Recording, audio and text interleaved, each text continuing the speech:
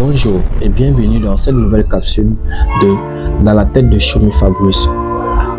Aujourd'hui, nous allons parler d'un certain nombre des éléments qui peuvent, ma foi, être pris dans de très grandes conférences, qui peuvent être prises par des grandes personnes, qui peuvent être prises par des responsables, des personnes réfléchies, mais qui aboutissent à un résultat n'ayant et nul effet. Faisons un pas en arrière en 2012, lorsque à Copenhague, au Danemark, a été organisée la COP 12.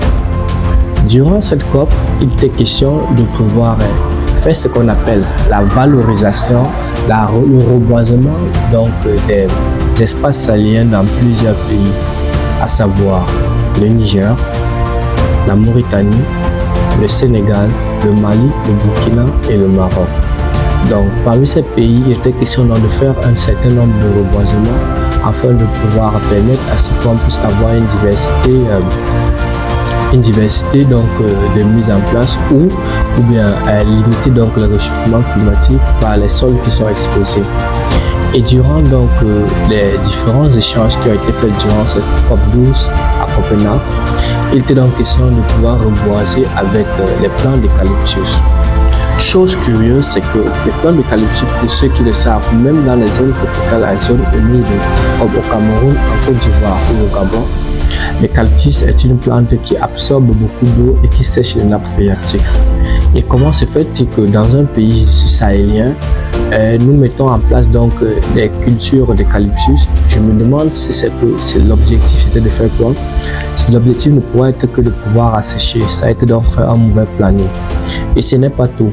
La plante d'eucalyptus n'est pas différente de celle du sapin ou du pin qui contient de la torpède, qui contient de l'eucalyptone, et du tanin, qui sont trois substances qui inhibent et empêchent le développement d'un certain nombre de végétation tout autour ou en surface sur la terre arable.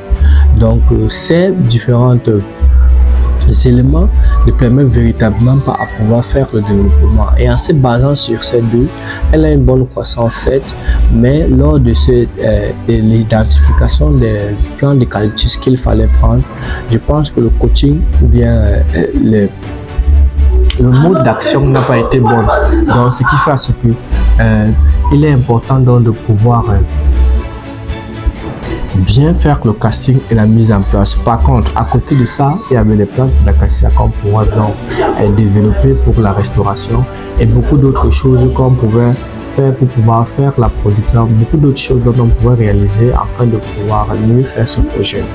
Pourquoi est-ce que je reviens sur ça? C'est juste que c'est un exemple parmi tant d'autres. Ça ne veut pas dire que parce que les intellectuels, parce que les personnes sont assises pour pouvoir faire les différents projets de reboisement, que celle-ci a été bien faite dans ces différents pays-là.